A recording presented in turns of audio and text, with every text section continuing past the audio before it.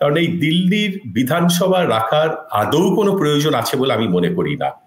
একটা অর্থহীন একটা এক্সপেন্ডিচার, যে রাজ্যে নির্বাচিত সরকারের ওপরে ছড়ি ঘোরায় অনির্বাচিত কেন্দ্র মনোনীত একজন উপরাজ্যপাল, যে নির্বাচিত মুখ্যমন্ত্রী বা ক্যাবিনেটের কোনো ক্ষমতা নেই, কোনো উপরাজ্যপালের সই ছাড়া কোনো সিদ্ধান্ত গ্রহণের, যে রাজ্যের পুলিশ তারা মুখ্যমন্ত্রীর কথা শোনে না, যে রাজ্যের জমির ওপরে সরকারের নির্বাচিত সরকারের কোনো অধিকার নেই, যে রাজ্যের নির্বাচিত সরকারের অধিকার নেই তার মনের মতন কোনো একজন আমলাকে নিয়োগ করা, যেখানে উপরাজ্যপালের সম্মতি ছাড়াই, সেখানে এই বিধানসভা রাখা, এই নির্বাচন, এই মুখ্যমন্ত্রিত্ব, 6 জন মন্ত্রী, এটা প্রহসন। এই প্রহসনের কোনো কারণ আছে বলে আমি মনে করি না। দিল্লিকে যদি রাজধানী রাজ্য হিসেবে যেমন ট্রিট করা হয় এবং যেভাবে দিল্লি চালানো হয়, তার জন্য এই যে 3টে মিউনিসিপ্যালিটি আছে এবং নিউ দিল্লি মিউনিসিপ্যাল কর্পোরেশন 4টে, এই 4টে নির্বাচিত মেয়ররাই তারা দিল্লি চালাবার যোগ্যতম ব্যক্তি। সেখানে কোনো নির্বাচনেরও প্রয়োজন নেই, মুখ্যমন্ত্রীরও প্রয়োজন নেই। কিন্তু তাও রেখে দেওয়া হয়েছে। এই বিজেপি, তারা যখন কংগ্রেসের উপর্যুপরি ক্ষমতা 15 বছরের শাসনে, তাদের সব থেকে বড় দাবি ছিল যে তারা ক্ষমতা এলে তারা এখানকে পূর্ণ রাজ্যের মর্যাদা দেবে, সেই এখন তারা পূর্ণ রাজ্যের মর্যাদার কথা উচ্চারণই করে না, ভুলে গেছে। উপরন্তু কি করে নির্বাচিত সরকারকে নাজেহাল করা যায় সেই সমস্ত ছকবাজি তারা করে চলেছে। এখন লড়াইটা হচ্ছে এই কেন্দ্রীয় ছকবাজি বনাম একটা নির্বাচিত সরকারের সীমায়িত ক্ষমতার দ্বন্দ্ব। আর সেই দ্বন্দ্বের 2 মুখ্য চরিত্র হচ্ছে কেজরিওয়াল এবং নরেন্দ্র মোদী। এখন প্রশ্ন হচ্ছে যে কেজরিওয়াল কিভাবে কোণঠাসা হয়েছে, এবং তুমি যে প্রশ্নটা করলে, যে কথাটা বললে যে নির্বাচনের প্রাককালে যে ভোটার তালিকা প্রকাশিত হয়েছে, সেখানে নতুন ভোটাররা যেমন এসেছে তেমনি প্রচুর ভোটারদের নাম ভুয়া ভোটার হিসেবে নাম বাদ দেওয়া হয়েছে, এবং এটা নিয়ে একটা হইচই হচ্ছে। কেজরিওয়াল সেই হইচই করেছেন। পরশুদিনকে যখন প্রেস কনফারেন্স করা হচ্ছিল নির্বাচন কমিশনের পক্ষ থেকে, তখন তারা যথারীতি সমস্ত অভিযোগ উড়িয়ে দিয়েছেন, এবং এত ভালো নির্বাচন কমিশন সারা পৃথিবীতে নেই এই ঘোষণাও কার্যত রাজীব কুমার করেছেন।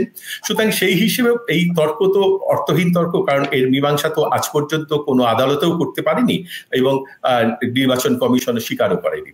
কিন্তু যে মাইক্রো ম্যানেজমেন্ট ভোটিং এ মাইক্রো ভোটিং ম্যানেজমেন্টের উপরে নির্ভর করে বিজেপি এবং নির্বাচন কমিশন চলছে সাম্প্রতিককালে, যেটা লক্ষণীয়, যেটা 1 বছর আগে 2023 সালের শেষে যে যে যে লক্ষণগুলো আমরা মধ্যপ্রদেশ, ছত্তিশগড়ে দেখেছি, এবং গত বছরে যে লক্ষণ আমরা দেখেছি মহারাষ্ট্র, হরিয়ানাতে, সেই প্যাটার্নটা যদি এখানে চালু থাকে, সেটা যদি সাকসেসফুল হয়, তাহলে it's very difficult for Kejriwal to do a hattrick, এটা আমার ধারণা।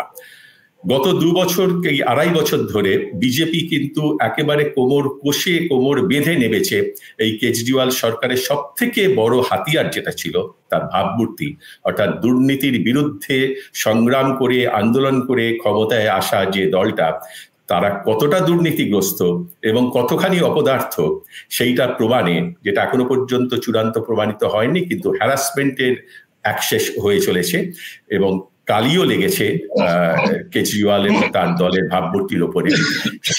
সেটা থেকে কাটিয়ে এই মেশিনারিকে হারিয়ে কেজরিওয়াল মানুষের সমর্থন মানে আক্ষরিক অর্থে মানুষের সমর্থনে যদি ভোটটা জিততে পারে, এবারেও যদি সরকার গঠনের পরিস্থিতিতে আসে, তাহলে সেটা হবে একটা ইউনিক একটা এক্সাম্পল অফ ইন্ডিয়ান ডেমোক্রেসি, বিশেষ করে এই রাজ্যে। তার অর্থ হবে যে আরো 5 বছর বিজেপিকে অপেক্ষায় করতে হবে। হ্যাঁ, এইখানে একটা বিষয় আছে, 67, প্রথমবারে 67 আসন 70-এর মধ্যে, দ্বিতীয়বারে 62 আসন, 5টা কমে 62 হওয়া, এবারে তৃতীয়বারে সেটা যদি 50-55 নিচে চলে আসে, তাহলে কেজরিওয়ালের পক্ষে সরকার টিকিয়ে রাখা কতটা সম্ভবপর হবে, বিশেষ করে বিজেপির এই যে শক্তি, লোকবল, অর্থবল, ছলের বল, ছলনার বল, প্রাতিষ্ঠানিক বল, এর মোকাবিলা করে কতটা সম্ভবপর হবে সে ব্যাপারে একটা বিশাল একটা প্রশ্নচিহ্ন কিন্তু ঝুলে থাকবে। অলরেডি বিজেপি কিন্তু এই ব্যাপারে তারা যে পারদর্শী তার প্রমাণ বিভিন্ন রাজ্যে বিভিন্ন সময় তারা দিয়েছে, আর সেটা করতে তারা কখনো কুণ্ঠিত বোধ করে না, কোনো কার্পণ্যও নেই। অর্থাৎ সেই শক্তির কাছে সামান্য কিছু 5-7টা আসন বেশি পেয়ে সরকার গঠন করা, সেটা কিন্তু কেজরিওয়ালের পক্ষে রক্ষা করা খুব ডিফিকাল্ট হবে। কেজরিওয়ালের পক্ষে একমাত্র সুখের বিষয় বা স্বস্তির বিষয় যেটা হতে পারে, কংগ্রেস আলাদাভাবে লড়ে, কংগ্রেস গত লোকসভা নির্বাচনে যেটা দেখা গেছে যে 8টা বিধানসভা কেন্দ্রে কংগ্রেস যথেষ্ট এগিয়ে ছিল এবং ভালো করেছিল। সেই 8টা বিধানসভা ক্ষেত্রে যেখানে কংগ্রেস মনে করছে যে তারা নিজের ক্ষমতায় লড়াই করলে তাদের পক্ষে প্রসপেক্টটা অনেক বেটার হবে, সেটা যদি সত্যি হয় এবং কংগ্রেস যদি কিছু আসন পায়, 2, 4, 5টা 8টা আসন যদি পায়, আর কেজরিওয়াল যদি সামান্য কিছু আসনে ক্ষমতাসীন হয়, সেক্ষেত্রে অবশ্যই কংগ্রেসের একটা সমর্থন তারা পেতে পারে। কিন্তু এই ব্যাপারটা এখনো একটা খুব গ্রে এরিয়া, যে আলাদাভাবে লড়ে কংগ্রেসের লাভ হবে বা আম আদমি পার্টির লাভ হবে নাকি বিজেপির লাভ হবে, কার লাভ হবে। আমরা যদি দিল্লির ভোটের প্যাটার্নটা দেখি তাহলে দেখব যে এই কেন্দ্রশাসিত অঞ্চলের গরিব বা নিম্নবিত্ত বা মধ্যবিত্ত, নিম্ন মধ্যবিত্তর যে অঞ্চলগুলোর আছে, সেখানে কিন্তু আম আদমি পার্টির একটা যথেষ্ট বড় একটা ফুটহোল্ড রয়েছে। তারা নানান ধরনের কাজ করেছে, বিশেষ করে বেনিফিটসের অনেক কাজ করেছে। মহিলাদের বিনা পয়সায় বাস ভ্রমণ, এটা একটা বড় হাতিয়ার, বড় সুবিধে দিয়েছে। মহল্লা ক্লিনিক যেগুলো করেছে সেগুলো অনেকটা ফাংশনাল, অনেকটা ভালোভাবে তারা প্রথম 5 বছর কিছুটা ভালো কাজ করেছে, পরবর্তীকালে অর্থাভাবে অনেক জায়গাতে এবং অসহযোগিতার জন্য অনেক জায়গাতে সেটা ব্যাহত হয়েছে। বিজলির ব্যাপারে যেটা 200 ইউনিট করে, যেটা জল যেটা বিনা পয়সা দেওয়ার ব্যাপারে, এই সমস্ত যে ফ্রিবিজ যেটাকে বলা হয়, অর্থাৎ সাধারণ মানুষের সামান্য কিছু সুরাহা হবে, এই সুরাহার কাজগুলো আম আদমি পার্টি অরবিন্দ কেজরিওয়াল যেভাবে করেছেন তার বেনিফিট কিন্তু সাধারণ মানুষ বললেন। সুতরাং এই সাধারণ মানুষের সঙ্গে লড়াইটা হবে হচ্ছে যারা কমিটেড নয় এইরকম ধরনের যে ভোটারের একটা বেশিরভাগকে আম আদমি পার্টি ছিনিয়ে নিয়েছিল বিজেপির কাছ থেকে। অর্থাৎ এই বানিয়া সেকশন যেটা গৌতম বলেছে, এই বানিয়া শ্রেণী, যারা ছোট ব্যবসায়ী, যারা চিরকাল ধরে এবং উদ্বাস্তু, যারা চিরকালই বিজেপিকে সমর্থন করে এসছে, তার আগে জনসংঘকে সমর্থন করেছে, তাদের একটা বড় অংশের সমর্থন পেয়েছে। এবং অবশ্যই মুসলিমদের যে সমর্থন তারা পেয়ে এসেছে, কারণ মুসলিমরা এটা বুঝতে পেরেছে যে কংগ্রেস যদিও ন্যাশনাল স্তরেতে বিজেপির প্রধান প্রতিদ্বন্দ্বী, কিন্তু দিল্লির মতন জায়গাতে বিজেপিকে হারানোর মতন বা তাকে টক্কর দেওয়ার মতন ক্ষমতা শুধুমাত্র কেজরিওয়ালের দলের আছে।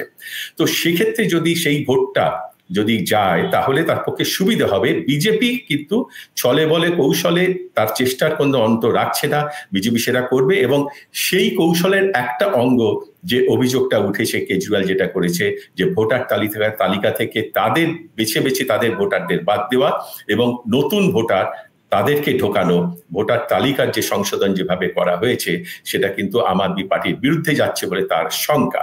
এই আশঙ্কা যদি সত্যি প্রতিপন্ন হয় তাহলে একরকম, আর যদি শেষ পর্যন্ত দিল্লির মানুষ যদি ধরে নেন যে না, মোদী তো মুখ্যমন্ত্রী হবেন না, মুখ্যমন্ত্রী হবেন কেজরিওয়ালই, সুতরাং কেজরিওয়াল যে জিনিসটা করে যাচ্ছেন, করে চলেছেন গত 10 বছর ধরে, সেই ধারাবাহিকতাটাকে ধরে রাখতে হলে তাহলে তাদেরকে কেজরিওয়ালকেই ভোটে জেতানো সম্ভব। তাহলে কিন্তু কেজরিওয়ালের পক্ষে পাল্লা কিছুটা ঝুঁকবে। এখানে একটা বিষয় বলা দরকার যে বিজেপি কিন্তু কোনো মুখ নেই, কংগ্রেসেরও কোনো মুখ নেই যারা মুখ্যমন্ত্রী হবার যোগ্য। বিজেপির মুখ সেই মোদী, কংগ্রেস এখনো মুখহীন, কাউকেই তারা প্রজেক্ট করতে পারে না।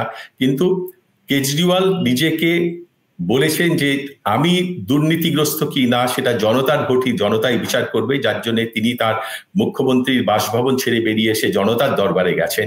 জনতা সেটাকে যদি কিভাবে নেবে সেটা একটা বিষয়, কিন্তু জনতার প্রতি ভরসা কতটা রাখতে পারছে বিজেপি তার যে ঘোষণাগুলো অনুযায়ী সেটা কিন্তু দেখার। কারণ ইতিমধ্যেই বিজেপি প্রধানমন্ত্রী নিজে জানিয়ে দিয়েছেন যে বিজেপি যদি ক্ষমতায় আসে তাহলে যে সমস্ত কাজ, অর্থাৎ সেই সাধারণ মানুষের সহায়তামূলক যে সমস্ত প্রকল্প যাচ্ছে সবকটা চালু রাখবে। অর্থাৎ কেজরিওয়াল যা যা করেছেন সবকটা বিজেপি চালু রাখবে, উল্টে বিজেপি তারা বাড়তি কিছু দেবে।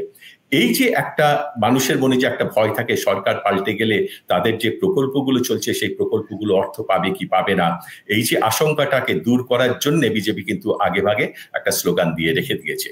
আর বিজেপির পক্ষে তো এটা তো যথেষ্ট অসম্মানজনক একটা পরিস্থিতি যে যেখানে সারা দেশ তারা রাজত্ব করছে 10 বছর ধরে, এই 10 বছর ধরে বিজেপি এখানে কোনো আঁচড় কাটতে পারছে না, দিল্লিতে আঁচড় কাটতে পারছে না, এটা মোদির সম্মানের পক্ষেও একটা বড় একটা প্রশ্ন যে কেন পারছে না, কি জন্য পারছে না, কেন পারছে না, কি জন্য পারছে না, সেই কারণ নিশ্চয়ই আছে।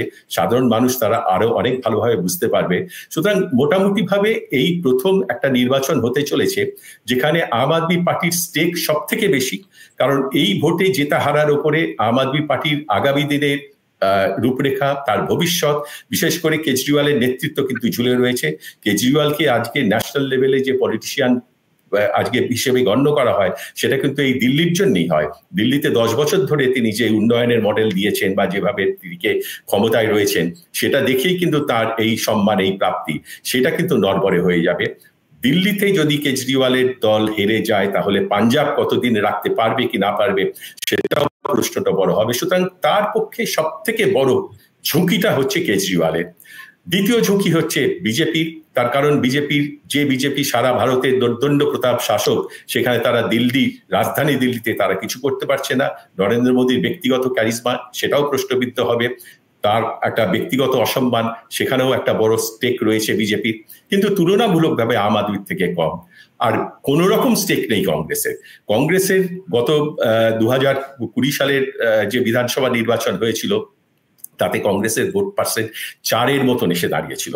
সেখান থেকে 2024-এর যে নির্বাচন হলো সেখানে একটু বেড়েছিল, যথেষ্টই বেড়েছিল, প্রায় 19%-এর মতন গিয়েছে, কিন্তু সেখানে আম আদমি পার্টির সঙ্গে জোট বেঁধে সেই লড়াইটা, লোকসভার লড়াইটা লড়েছিল, এটা মনে রাখতে হবে।